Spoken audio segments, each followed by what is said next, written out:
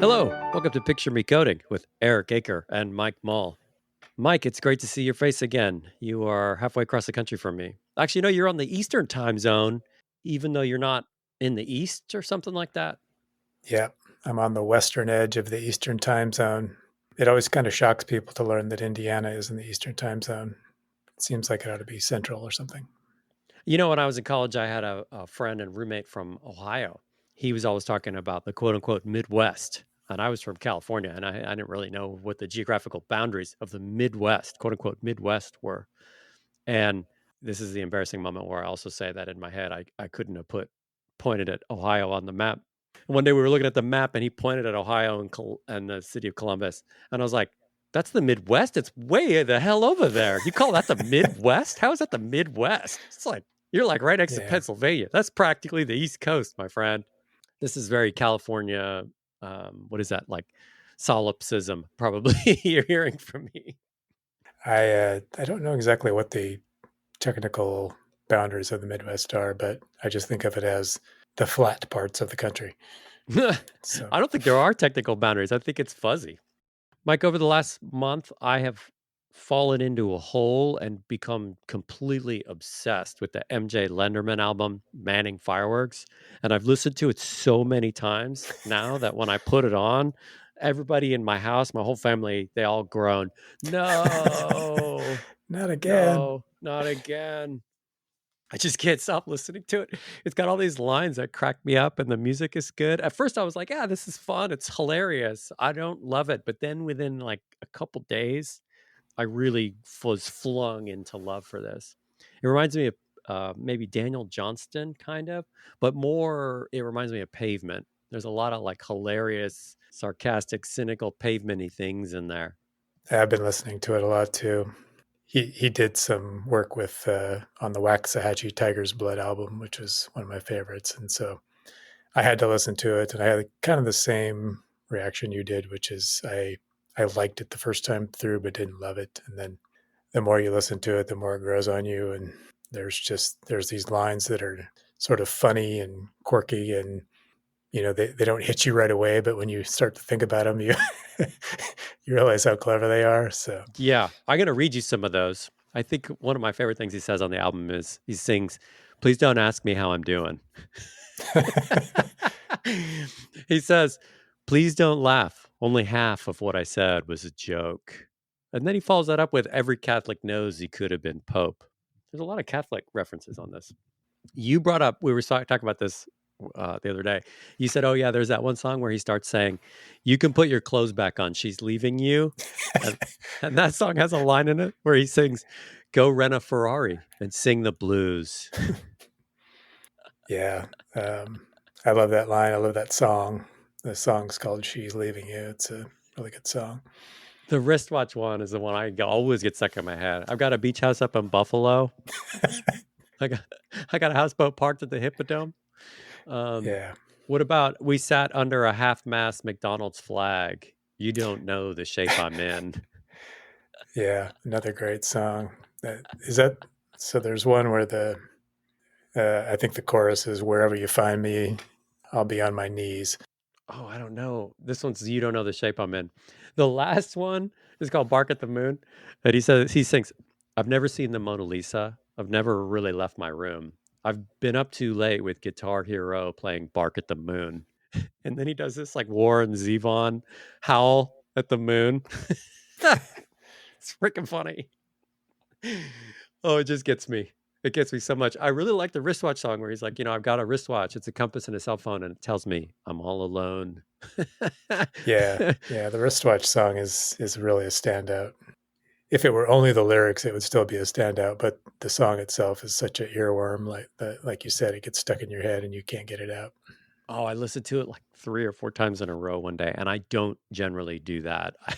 That's terrible, terrible for me. All right, so that's MJ Lenderman's Manning Fireworks. What do you got? My pick this week is "Woodland" by Gillian Welch and Dave Rollins. Wait, didn't they do a record together many years ago? You turned me onto it. I really like that record. They've done a lot of stuff together. Typically, Dave Rollins is just playing the guitar, maybe doing some backup vocals. but on this one, they both sing songs. Rollins does play the guitar, and if you haven't heard him, he's really, really impressive in a kind of subtle way. It's guitar based folk rock, and I'm a middle aged white guy, and I'm a total sucker for that. Um, I I'm a sucker for that, and I'm a sucker for Run the Jewels, oddly, as well. for the most part, I really love this album. There's a couple of songs that are just really beautiful. There's the opening song is this song called "Empty Trainload of Sky," which is just sort of a beautiful image. I have to admit, though, there's one song on this album I'm not crazy about, which is the second track. It's called "What We Had," and it's kind of just like this sort of out of place love song, and doesn't do much for me. But the rest of it is really strong. I'd say among their best work. So I got to skip that second one. It's not my favorite song. Mike, we got another email to our podcast email address. Listeners, if you would like to send us an email, you can reach us at podcast@picturemecoding.com. So feel free to reach out, send us an email if you're liking the show, listening, and you're connecting with what we're putting down. This one comes from Forrest, and I thought I would read it to you, Mike. Forrest writes, I've been listening to your show for about 6 months now, and although I know very little about coding, I have a bachelor's in biology, work in a completely different field. Your show falls perfectly into my favorite genre, podcasts where a couple people with a lot of experience in a field discuss topics in it. Thanks, Forrest. I guess I think of it more as a genre podcast where one of the people has a lot of experience and the other one has a lot of questions. Forrest continues, it doesn't even really matter that I often miss the details or sometimes have a little bit of an idea what y'all are talking about. It forces me to learn a lot of new concepts and vocabulary. Sometimes I'll go on a Wikipedia binge afterwards and be like, oh, now I have an idea what you guys were talking about. In your latest episode of the show, you read off your first piece of fan mail. I just want to say you guys definitely deserve it and to express my own appreciation. So thank you to my favorite music podcast, Picture Me Coding. Wow. Forrest, that is a lovely email. Thank you so much for sending it to us. We appreciate it. We do. Very nice email. I almost would have thought we'd be pretty dull to people outside of our field, Mike. Or did that catch you by surprise? Not that much. Well, I mean, I assume that I'm dull to everyone that hears me speak, but I, I don't necessarily think that what we talk about would be dull to people outside of our field. I, for instance, listen to the Mindscape podcast by Sean Carroll quite frequently, and quite honestly have no real physics background, so I have the same experience where I usually have to listen to it and then go read some stuff to figure out what I just heard. I've tried listening to Mindscape a few times on your recommendation, Mike, and I can't get into it. I don't know. But there are some others. Yeah, I guess I'm not expert on what I'm listening to, but it can be fun to listen to people rapping about things.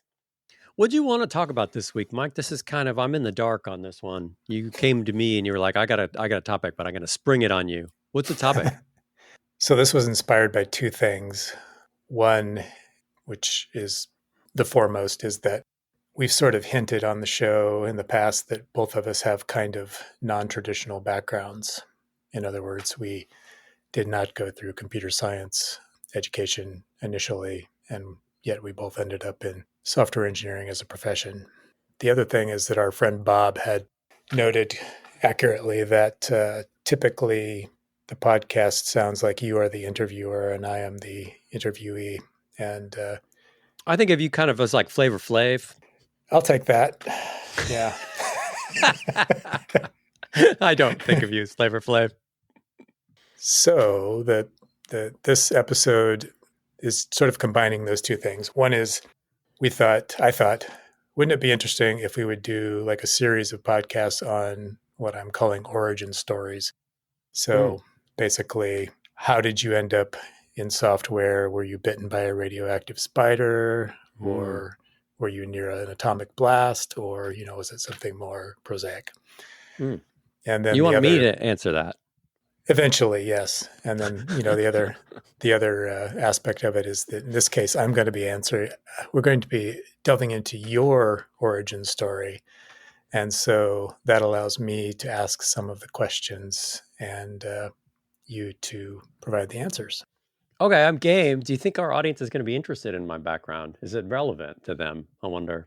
I think it's pretty fascinating myself. I think you should maybe throw in some stories about some of your friends, like the guy who used to like crash into piles of burning garbage or whatever it was. Oh, Rich, who would light himself on fire? Right. Yeah. That doesn't seem that related to software.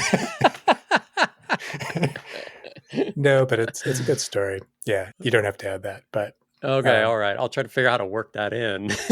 It's like kind of ham-fisted metaphor for something. Deploying code, Mike, is like my friend Rich. He used to light himself on fire and run into giant bowling pins. there you go. That was brilliant. So should we attempt this? Should we get Yeah, started go. with it? All right, I'm game for it. I'm game. So I'm going to skip over your childhood, if that's okay. But Yeah, that's fine. I usually do it too. I don't remember it much. so I know a little bit about your educational background, and it's also kind of coincidental, surprising, ironic, maybe that you happen to go to the same two schools that my elder son went to. Mm-hmm. But I thought maybe you could tell us a little bit about your educational background and what when you started college, what you had sort of pictured yourself doing with that. I'm laughing at the second question because I had no picture. I had I had no intention. I went to Cal, UC Berkeley for my undergrad and I studied English. And then I went to grad school at the University of Chicago for a master's. And I really moved to Chicago because a guy I grew up with, his dad lived in Chicago. And after college, I said, "Hey, what are you going to do?" And he said, "I'm thinking about moving to Chicago." And I said, "Oh, I had a dream. I was going to live in Chicago. So I'll go with you." So we moved out to Chicago. And then I applied to this master's program and went to school there for a year and then worked there for a year. I studied English because I got pretty sick in high school. It turned out that I actually found out I had celiac disease, but only 5 years ago I found this out. But like the first manifestation of it, I realize now was when I was in high school. And so I was sick for like a month and a half, and I just would stay home and read books all day. And I got deeply into Dostoevsky, and then from Dostoevsky, I read Chekhov and Tolstoy, and I read all kinds of stuff. I read Shakespeare, and I just fell into this well of like, wow, all these books I've heard of turn out to be pretty good. Well, that's a surprise. My favorite from the time was the Brothers Karamazov, and in the Brothers Karamazov, there's that famous section called the Grand Inquisitor, where Ivan's talking. Ivan is one of the brothers Karamazov, and they have this father who's like this lecherous old man, and he has this thought experiment where there's the Spanish Inquisition is happening, and Christ returns, and the leader of the Spanish Inquisition is like, "What are you doing here? You need to get out of here," to Christ. And it's like densely philosophical, but the narrative is fun to read and it's a funny book at the same time. So I kind of got pretty into just reading books and also philosophy. So when I got to college, that's what I wanted to do. I just wanted to read more books and write poems and study philosophy. And I had absolutely no intention of doing anything with it whatsoever. People would ask me, "Are you planning to be a teacher?" And I would just go, "What?" You didn't want to go into one of like the big eight philosophy firms. I had a friend actually who majored in philosophy. I majored in English, and he was hired by a software development firm out of college, but I never stayed in touch with him. And I remember being super shocked by that at the time. Uh, I did eventually think, wow, I'm really good at this reading books and talking about them. I should go to grad school. That's the only intention I ever had. But even that intention was I couldn't even think of a reason to go to grad school now. So it was pretty clueless and naive, I think, of me to have that goal. How'd I do on that question? I'm going to ask you after every question. How'd I do? I would give you a solid B plus on that question. That was Okay, pretty so I good. was a pretty B student too, so that works out. I do know that once you got out of University of Chicago, you ended up back in California, and I believe you were teaching, as I recall, was teaching literature or something like that, right? Yeah, I taught at community colleges, and that was just another. When I was doing my master's program, at the time, the administrators of the master's program were like, well, there's this group of you doing master's programs, and there aren't really jobs for you. So you could go teach community college. So we have a seminar on that if you want to learn to do that. And I was like, okay, that sounds like a job. So I went to the seminar, and then I got a job teaching community college out of that. And I remember I had to teach this humanities class at community college in Chicago. And the humanities class was art history, and I had taken a few of those classes, and fiction and architecture and poetry. And I was like, geez, the only thing I know about architecture is the etymology of the word. So that's going to be a really short section for this community college class. So I taught community college, and then I wanted to go back to where I was from, which was San Diego. So I moved back to San Diego, and I kept teaching, and then eventually I got burnt out on teaching. And I was like, I don't want to do this anymore. And I never intended to do it forever. In fact, I got very close to being offered a full-time job, and I got really bummed about it. This probably sounds crazy, but I was going in for the final interview, and there were all these adjunct community college instructors. There were hundreds who wanted this like 3 jobs, and I was one of the finalists. And I remember sitting in front of the finalist interview room, just sweating like, oh no, if they offer me this job, I have to take it. There goes the future. I just felt like I was marching down this path. And it was this light bulb moment like, whoa, if they're going to offer you a job and you don't want it, you should do something else with your life. You should stop doing this. And it was like immediately after that, I was like, okay, I got to stop doing this. I got to go do anything else. Is it my imagination, or do I have this recollection of you like selling scooters or something, right? So I started doing freelance writing, and then I went to work for a company that had an e-commerce website. And they were like, you could do communications and marketing, you can work on our website, but we also have this retail store, and they were selling Vespas, and they were also working on them. And I went there because a friend of mine was like, you've got this like pretty useful background for us. They never done data analysis. They had nobody who worked there had ever gone to college. And I just thought about things a little differently. I didn't really have business experience. So I would help out with all kinds of aspects of it. It was more clubby and hangouty, but I did all kinds of stuff there. I did a little bit of PHP, some JavaScript. They had a Linux server I would mess with. I did a bunch of data analysis. I did customer service. I didn't actually work on things like physical things. I did some sales there. It was a pretty weird experience. And then I just got deeper and deeper into software and writing programs.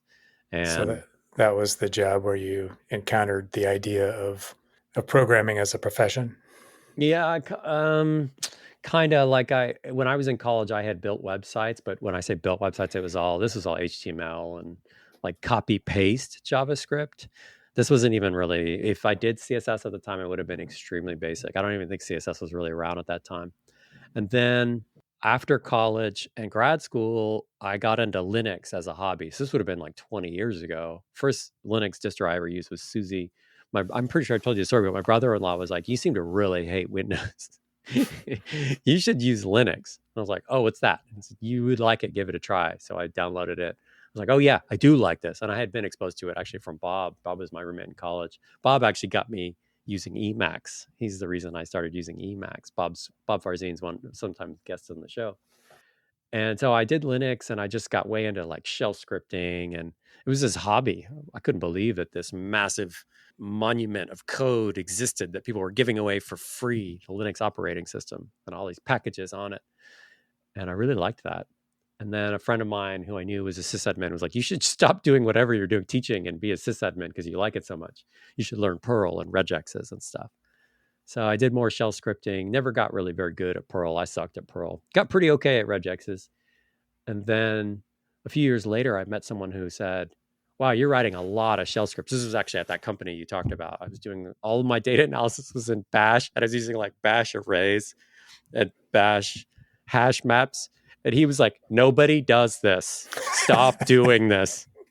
And I look at it now and I think, yeah, nobody does do that. That'd be insane to do that now. He said, you should use Python. And I was like, I'm not a programmer. Like, I studied English. I can't write programs. And he's like, no, you're writing programs. Use Python. And so I started using Python, and I would like go to work. I would work all day, and I would come home and I would just play with Python programs for like 4 to 6 hours without a break, just because it was so fun. It was like crossword puzzles or Legos. It was fun and it was pure. There was no intention of, oh, I'm going to learn this so that I can have a job doing it. I just found it to be exciting.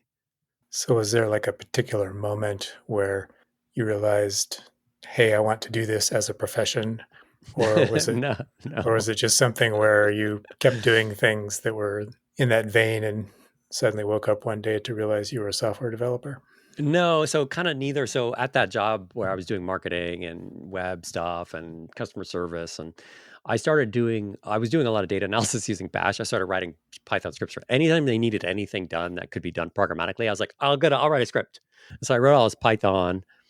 And then one day, someone I knew who was a software engineer who had mostly done Java, had a master's degree in computer science. He would come in and we would talk like computer science stuff. And again, it was just a hobby for me. And he goes, I've seen the stuff you're writing. You should go work as a software engineer. We need people who can write Python. And I was like, that's crazy. Why would you hire me to do that? He said, no, really, put a resume together. So I put a resume together and I was like, I put this resume, I gave it to a couple of people I knew. And it was like, I sent the resume out to 5 or 6 places. Everybody I sent it to called me back. And I was like, what is going on here? This is shocking. And so I'd Gee, go to these interviews. I would wear a tie. Go ahead. what year was that? Would have been Do you remember? 2011, probably 2012.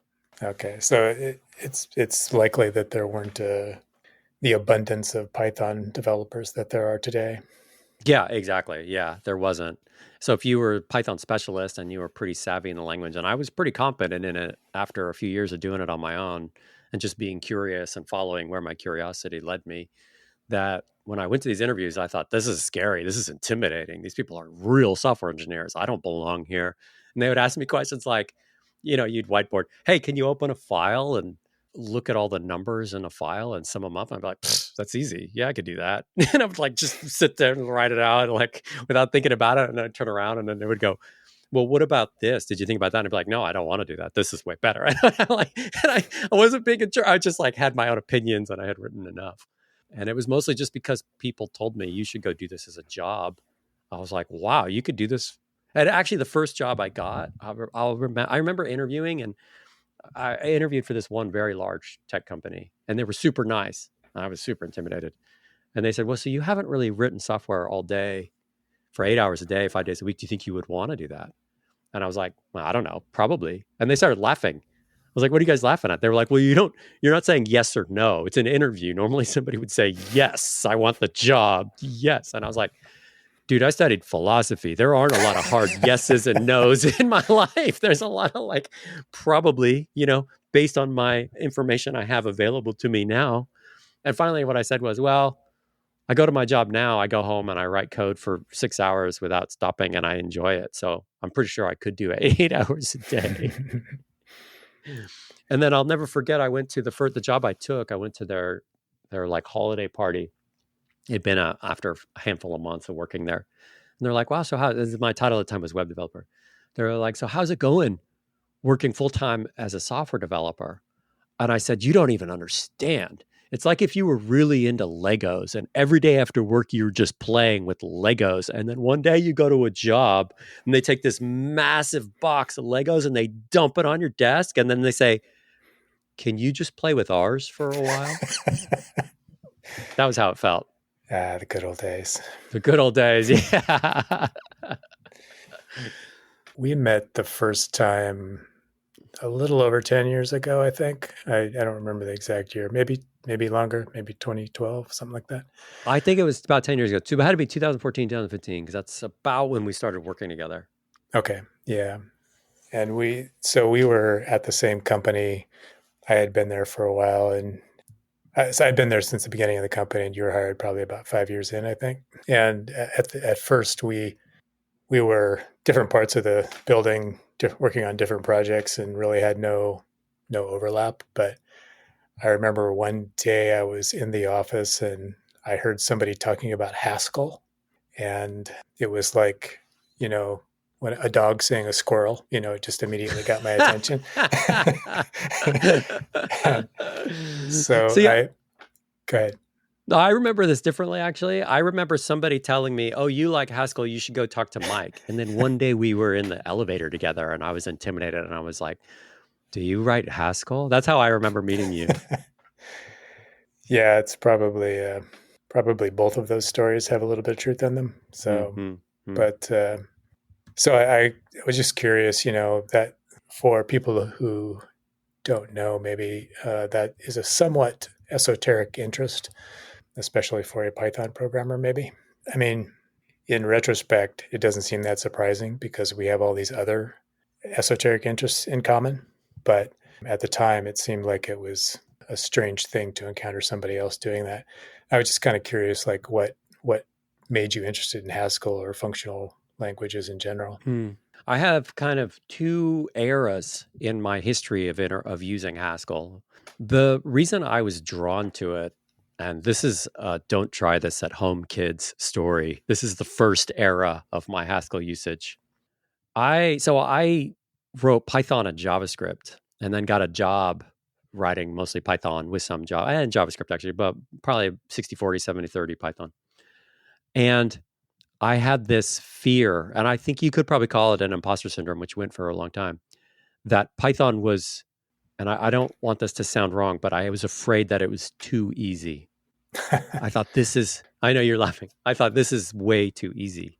And you may remember, but maybe 15 years ago, there was a lot more chauvinism around the language you were using. I think that may still exist, but I think it's muted or expressed differently. But at the time, it was like, you're not a real programmer if you just write X. I think that was pretty common then.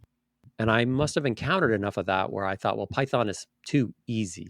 It doesn't count. I'm not a real programmer.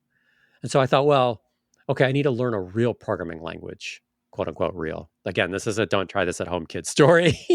So my first thought was, okay, I need to learn C because if you're a serious programmer, you will write C. So I bought K&R, Kernighan and Ritchie's famous book that everybody just calls it K&R. And I read it and I tried to make some C programs. And then I was kind of bored. Just, I don't know. I mean, I want to dismiss C. Obviously, I have a lot of respect for C. It just didn't captivate my attention the way Python did. So I started reading the C Python source code because then I could like sort of see like a more complex C programs that relate to something, and that like informed how I thought about how Python worked. There's this giant C eval.c Python program, which is friggin' hilarious. That's how they evaluate Python program, and it's just this giant like case statement like for the keywords. It's really simple. So I didn't like C didn't really work for me. It just wasn't interesting enough. And so then I thought I found Haskell. I had sort of heard people talking about Haskell. I was like, oh, Haskell is a very difficult language. And I thought at the time, wow, if you're a real programmer, you would probably use that because it's very hard.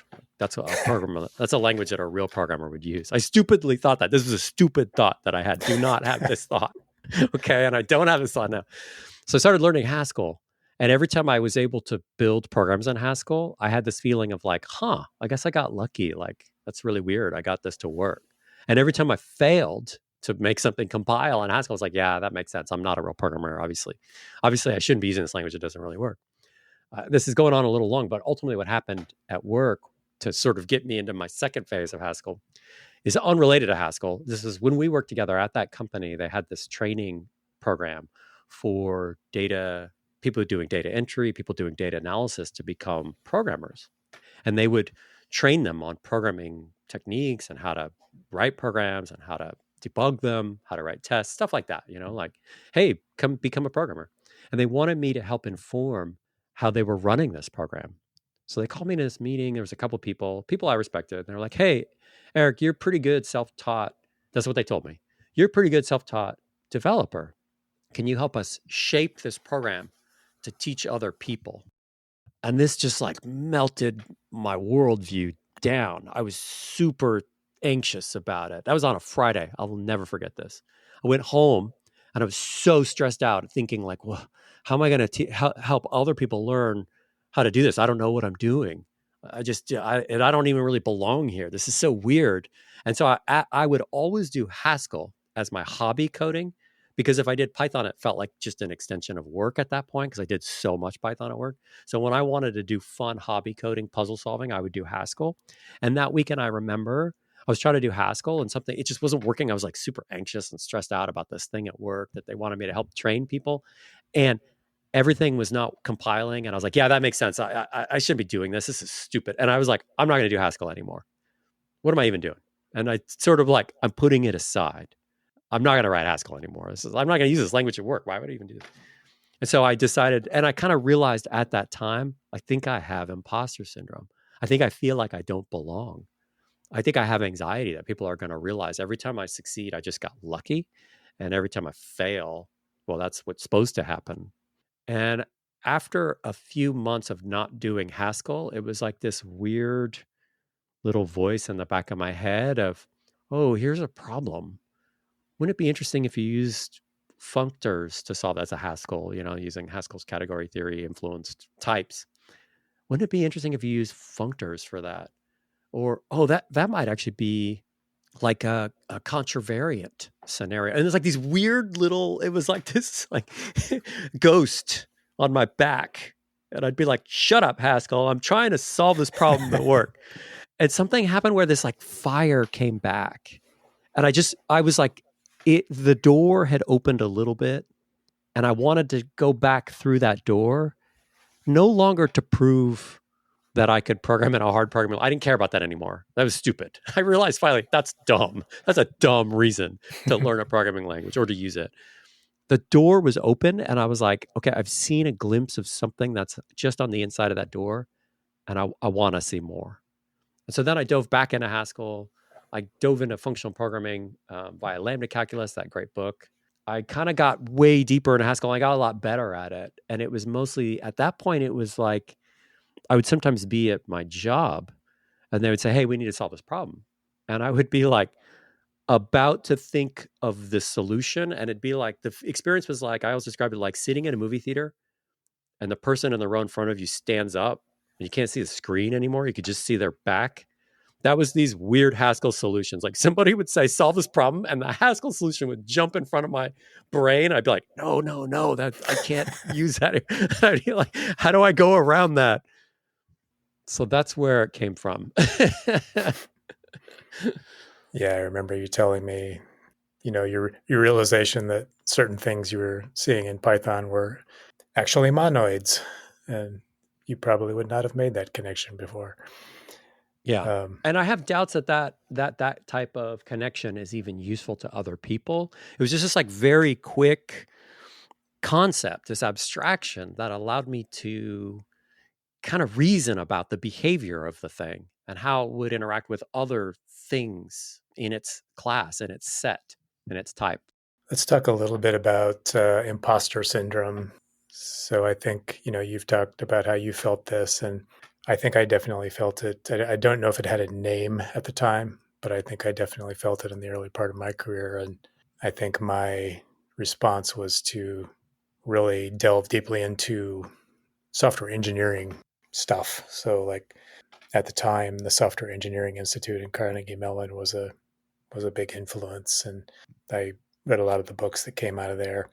I got really into, it was a 2-year period where I was really, really into testing, and was convinced that nobody was doing tests well enough, and that I had to fix that. Oh. Um, I'm surprised to hear you say that you felt like you suffered from imposter syndrome. I would have never guessed that. I've known you for a long time now, 10 years. I would never have guessed that about you.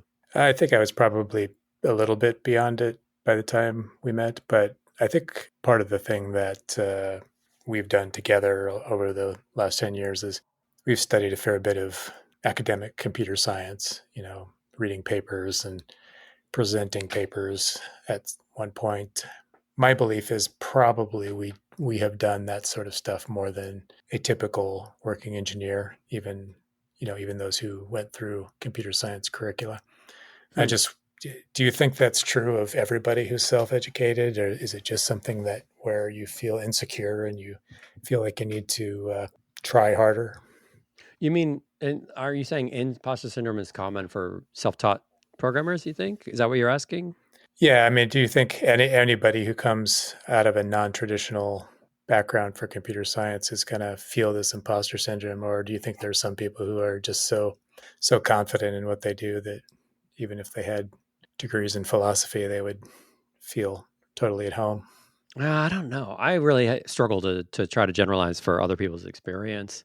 I I actually, because I came to this field so late, when I was in college, I was extremely headstrong, extremely confident about my abilities, but my abilities were in a totally separate field. And so I had this realization as I got older, like, wow, it's good I didn't do this as a kid because I would have been just a total insufferable asshole.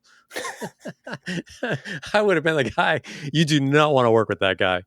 Uh, so I think my imposter syndrome, and I know people say that term is overused nowadays. Maybe it doesn't even apply. Maybe we shouldn't be using it. I feel like I mean, I had like legit anxiety on days at work, which I don't have now. And I felt like, wow, I really am a fraud. I don't belong here. And I would have to like push myself really hard to understand topics in computer science. And when, I mean, even being your friend, I would be like, why is Mike friends with me? He's interested in all these things, and I'm just this guy who just says whatever comes to mind. I always describe you and I as a Jay and Silent Bob of software engineering at work. Uh, yeah, just to be clear, I am the silent Bob in that pair. So I think the computer science papers, like I wouldn't have read so many of them if they didn't if the ones didn't grab me. There still are like when there's a lot of math formulas in them, I'm like, oh, I can't really follow this. I still read a lot of them, like I don't understand this, and I still feel comfortable being able to say, I don't understand this. Can you help me understand this? We started going to papers we love, and that was you invited me to papers we love, and I remember being anxious about going. Like these people are talking about computer science papers. And then you go and you realize that some people are there, not all of them, but there was like a minority of people there to like prove, yes, I know about things and I can speak about things. And I would look at those people and be like, okay, that's not what I'm here for. I don't want to do that. I want to understand these ideas. Some of the ideas are really interesting.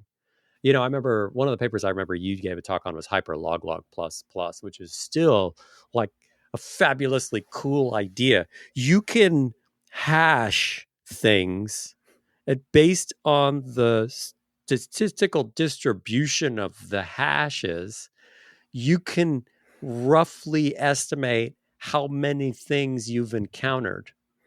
Well, who the hell would have thought of that? Like, that is pretty insane. Like, I just hash billions of things, and then I see like the frequencies of patterns in the hashes, and those frequencies will tip me off to about how many things I've seen.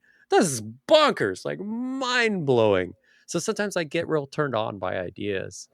you also have sort of this deep interest in distributed systems, and I guess by extension, sort of system design. Did that come from the same source, or was that something particular about work you were doing that inspired you to get into that? That's a tough one. I think there's probably two things for me with distributed systems and system design. The first is I always saw writing programs that were like I really ascribed to the Donald Knuth programs are meant to be read and only secondarily meant to be run. I always really believed in that, maybe because I had a writing background. I used to work as a freelance writer. I took writing seriously. But for me, one of the most important questions when working on a new code base or any code base was I'm adding code. Where should it live? Where does it live in a way that's extremely prosaic? When you look at this thing, it just all makes sense. There's so much creative freedom and how you name your modules and your functions and your variables and where the stuff lives. You could obviously put it all in one giant file, but we tend not to do that. We tend to organize it. So that organization really appealed to me. Thinking in a very serious and slow way, how do I build a software application that anybody can immediately grasp when they come to it later on? And system design to me was just a natural extension of that. I've got system A over here, system B over here. I want them to interact. What's the most obvious, the dumbest possible way for them to interact that's not going to take people by surprise? It was just like gut reaction of what is the least surprising way to make this stuff work? And from that gut or intuition, I sort of cultivated opinions. And then I wanted to know sometimes people do that and then they just sort of go their whole career. Like I met a few people who like, well, this is how I want to do it. But from there, I wanted to know, do my opinions have any standing?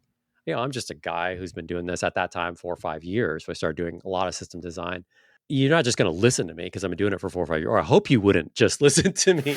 So I wanted to know, what do people do? So I started reading blog posts and started trying to compare my experience to other experiences, starting to understand how do they do things at these larger companies. And from there, because we had done papers we love, I started becoming interested in some of the actual academic research about this. And I think also around 2017, I got interested in Kubernetes. I got interested in Raft, which Kubernetes is using etcd, which is a Raft implementation. And the ideas in distributed systems theory are interesting to me because it's like you can't hold that much in your head. You can have kind of a gut intuition about how something's going to work, but that's definitely not going to produce a correct result. And you can see this from like Lamport's papers. Mike, you said you were going to do the interviewing, but I'm doing a whole lot of talking here. I'm still asking the questions, though. That's the important part. So I had it like gut level reactions to system design where I thought this is prosaic, it's obvious, it makes sense. And system design where I thought, no, we're gonna end up with problems. And I wanted to build up a foundation of maybe authorities I could point to as examples, or real academic research I could point to. And the more I learned, the more I wanted to learn. The more I learned, the more I realized how much I didn't know, which is obviously the continuing problem. I still feel that way. There's so much I don't know.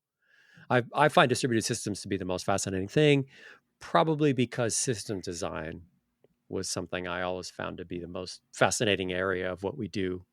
I like the way you described it. I can't remember the exact words you used, but the way you described it made it sound like a sort of perfect approach to minimizing complexity. Was that in the back of your mind, or is just something that kind of happened? No, absolutely. Minimizing complexity. There's a famous Martin Amis book called The War Against Cliche. And so it's like the role of the right, not that I was a Martin Amis fan, it just happened to be this book I read in college. So I kind of always took from that the role of a writer is to fight against cliches.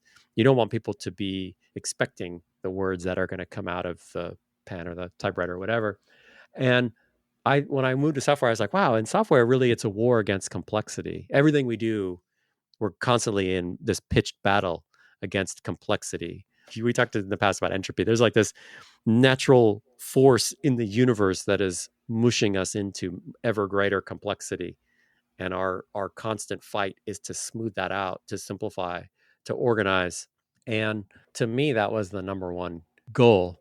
But when you start working on distributed systems, you can't escape complexity. And so you're trying to tame it. You're trying to figure out what are the safety and liveness properties of the system and what tools can I use to verify that it's working as I expect it to. It's like you're going to fight the dragon and you know you're going to lose. So you'd said earlier that had you started doing this at a younger age, you might have been a less agreeable person. But do you ever have regrets? You went to Berkeley. Do you wish you had discovered this stuff early and maybe studied computer science at Berkeley? Oh Or yeah. Yeah, definitely. I wish I would have taken classes there. I mean, I had to go back and take a bunch of online classes to feel like what do I not know? And some of that stuff's faded away and I would like to refresh it, but yeah, I wish I would have. I think I was pretty intimidated though. I had this identity in college. The identity was I'm a guy who reads literature and philosophy and I write poems and short stories, and I had friends and roommates who were in engineering or STEM, and they were friends of mine, but I had defined my identity as, well, I'm not like those guys. And so there was this funny moment where I became a software engineer and I had to like reassess who I thought I was. That sounds completely absurd, but it's true. Maybe it sounds sad, but it's true. I had to reassess my conception of myself as a person who's able to solve mathematical problems or logic problems or problems in software. did you have like hair that hang down over your eyes, and did you smoke clove cigarettes and stuff like No, that? I never did that. All my friends were in hardcore bands. I was a straight edge kid, would go to hardcore shows. Definitely no cigarettes, no drugs, no alcohol. Just a lot of skateboarding, surfing, hardcore punk rock. I think I'm out of questions about your journey. Is No, there anything else you want to talk about or say about your travels from philosopher to distributed systems expert? I, I would not. I wish you wouldn't have said expert. I think there's probably two things I would say. One is that when I've told this story a lot, every time I go interview people, are like, well, your background's interesting. How'd you end up where you're doing now? And so I tell the story many times in my career. And people will ask me at work just a couple weeks ago, somebody at work asked me, hey, you studied English. How do you make like legitimize what you're doing? They use the word legitimize. I thought that's a really interesting word there. And I usually say, well, writing and English and literature trains you to kind of be obsessed with, does the comma belong here? And this is like a natural mental model for programmers who argue about white space and junk like that. It's very much like the way writers argue about whether or not the comma belongs. And in philosophy, you take an idea and you kind of bash it against another idea, and then you try to, in your mind, progress those ideas out steps forward into the future. There's this logical progression. If that, then this. And it is straight out of what we do in programming too. Like, oh, if this happens, then this might happen if the user comes back, but we don't have enough information to proceed. We'll have to do, you sort of like you're imagining the scenarios. Philosophy is good practice for that. With that said, I would never say to someone, well, you should study the things I did and then become a programmer because it'll work out great. The other thing that echoes in my head a lot is something my grandfather used to tell me over and over and over again. He was a software developer before the field existed in the 50s and 60s. He was writing Octal and writing these things that would communicate with satellites. He did crazy stuff. And he said that the best software developers he ever worked with were people with linguistics background or like strong language background. Like they knew a lot of languages, or they did a lot of writing, or they read a lot of literature, or they studied linguistics. He used to tell me that. And he would tell me this, and I would kind of nod my head and go, oh, thanks, Grandpa. And it was this, he's got experience, he's got perspective, he's got wisdom. I appreciate that he's telling me that, but it's dangerous for me to just sort of accept, to inculcate this idea like, yes, because I studied English, I'm going to be great developer. Like it's a pleasing idea to hear, but a dangerous one for me to just accept. But it just sort of lives out there. Like there was a study someone had done about teaching Python to, I can't remember, it was a programming pedagogy research. And it was some college somewhere. I should probably look this up. And they were like, we're going to teach Python to people who have a math background and people who have I think it might have been art history or English background. And then we're going to see how they do. And the people with the humanities background, they actually did really well. They did way better than they were expecting. They actually did better than these math students did. And the study was like, this is surprising. And I read that, I was like, oh, it doesn't surprise me that much. We're using language, we're binding things to variables, we're trying to write programs that make sense, we're reading errors. You get over a little bit of the introductory fear of I'm interacting with a computer in a new way. I'm reading its bizarre messages to me, which I have to figure out how to interpret. And there's some linguistic hints about what's happening. So I think about that a lot. I think one difference between the two of us is that I grew up as a super nerdy kid. So, I was a math geek and a science geek and got really into homebrew computers when I was a teenager. And for a long time, thought I was probably going to be a electronics engineer or something like that. But, I know you said that you had built some websites and stuff, but it seems like, your youth was a little bit more focused on literature and Going to the beach less and on, music. surfing Yeah, and exactly. Going to music. play a lot Uh, of music. so when you transitioned into the field as a profession, were there things where it was like, wow, that's way different than I expected it to be, or oh, that's gross. I wish this culture were not that way, or things like that. Um, I that's a good question. I guess I kind of have two responses to that. One, this is very personal, but it was like I had a lot of very bright friends. And so I always thought of myself as someone who has a lot of really bright friends. Like I thought of myself as like a pretty average guy with a lot of bright friends. And um, so I was around pretty nerdy kids. Their nerdery was of the comics and physics sort, kind of.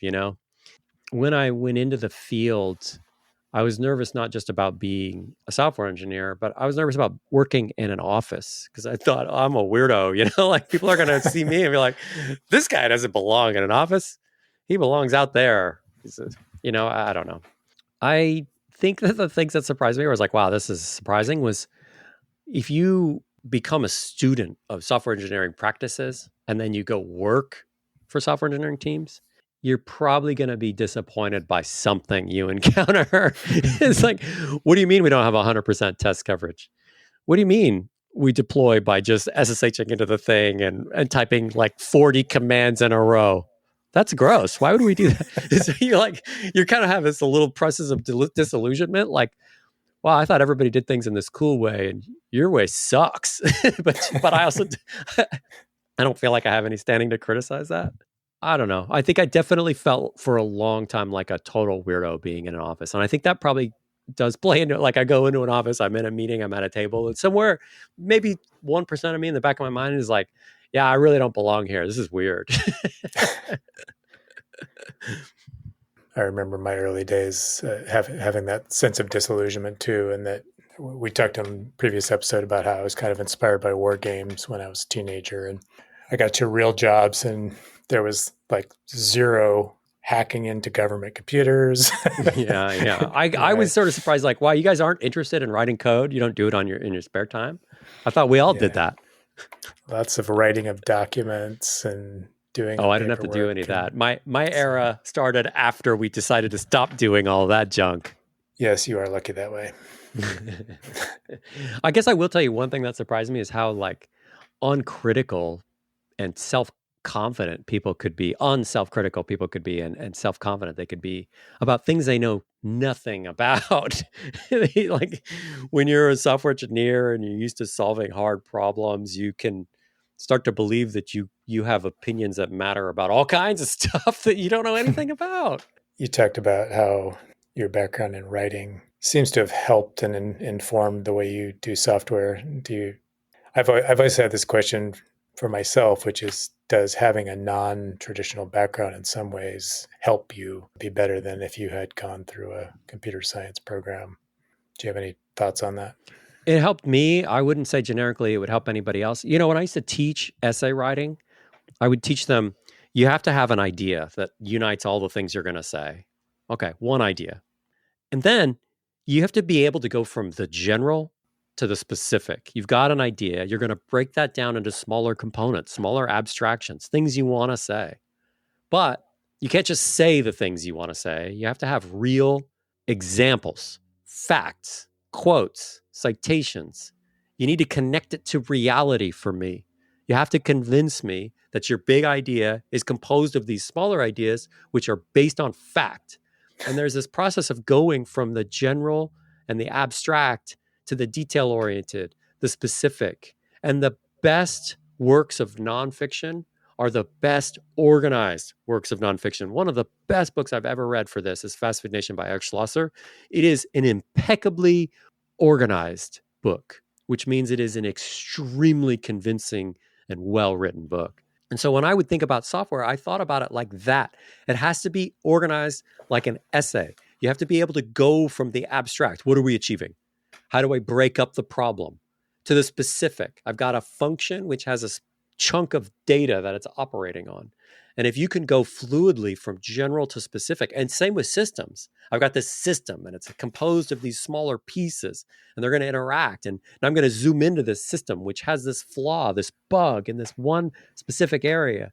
The best developers I know are those who can kind of fluidly go from big, general, abstract down to specific. And my favorite code bases are those where people think seriously about how do I organize this so that it makes sense to people. It's not just like, oh, I've got my blank canvas and my free palette to do whatever I want with my creative wizardry. It's like, no, my obligation is to my readers. How do I produce a thing? When I would write like articles as a freelance journalist, it was like, I don't want to lose anybody. It's incumbent upon me to not lose anyone. And sometimes I got to say stuff that's kind of hard to communicate. So I have to fight to communicate it in such a way that I do not leave anybody behind. And that's how that informs the software that I write. No radioactive spiders is what you're saying. You made me get real didactic here. I didn't mean to do that. No, I like your passion. It comes through. It's still there a little bit under the surface this many years later. Well, thanks for all the questions. I hope this is. Do you think this will be relevant to people listening to this? I believe it will, because I think there probably are based on my own experience of the industry, there are a lot of people out there who didn't go to computer science programs at, Stanford or Washington or Harvard or whatever, and are still doing well. Or there are people in early stages of their career who are still trying to convince themselves that the background that they have is applicable to this profession. So I think it could be of use to some people to hear that, people without the traditional education can still be successful. Oh, that's fair. I do definitely shy away from, and it is not some kind of BS false modesty when you say, "Oh, you're an expert on blah blah blah." I do like kind of wince. You say that like, my shoulders go up like, ah. I still feel like there's so much I don't know, and I know there's so much I don't know. It's hard to stop and also it'd be dangerous to be like, "Oh, I know enough now," because the field changes all the time. Sure. Yeah, I think that's fair. I think I'm not sure exactly what qualifies someone as an expert in any case. I probably would not apply that term to anything that I do either. So Here's what's even worse, Mike. I used to remember everything, and somewhere along the line I stopped doing that. I've forgotten stuff too. So I had like a Stack Overflow answer many years ago about it was like Django projects, how to store phone numbers or something like that. And that thing got upvoted 200 times. And one day I went to Stack Overflow. I haven't been to Stack Overflow in years, but back when I would go there and look at questions, maybe I could try to answer them. And this thing had been upvoted so many times. I was like, I don't even remember this. I don't know how to do this. I'm not going to claim ownership over this stupid answer anymore. I was like, donate it to the community. Forgetting things. That's another thing. I think that's happened to me at least once, where I've searched for something and come up with a Stack Overflow answer that was done by you. What? Yeah, I can't remember the topic, but I think that's happened to me at least once. Wow. That's funny. Okay, then, friends. Well, thank you, Mike. I hope this is useful, interesting to hear about. If you have any feedback for us, please send us an email. podcast@picturemecoding.com is how you can reach us. We hope you're enjoying the podcast. Thanks so much to Forrest for sending that email. It was kind of him to take the time to reach out. And Mike, you are traveling, so we may still be a little bit interrupted, but I believe we're coming back soon. And we are not interviewing me, definitely not for the next episode. I'm putting my foot down on that. That's not happening. I don't know. I think maybe Origin Story Part 2 will be. we can do yours. Well, we'll do something else next time, and then we'll come back to your origin story Someday. All right. Thanks so much, Mike. Hope you're doing well. And I will see you again next time. This has been Picture Me Coding with Erik Aker and Mike Moll. See you next time. Bye-bye.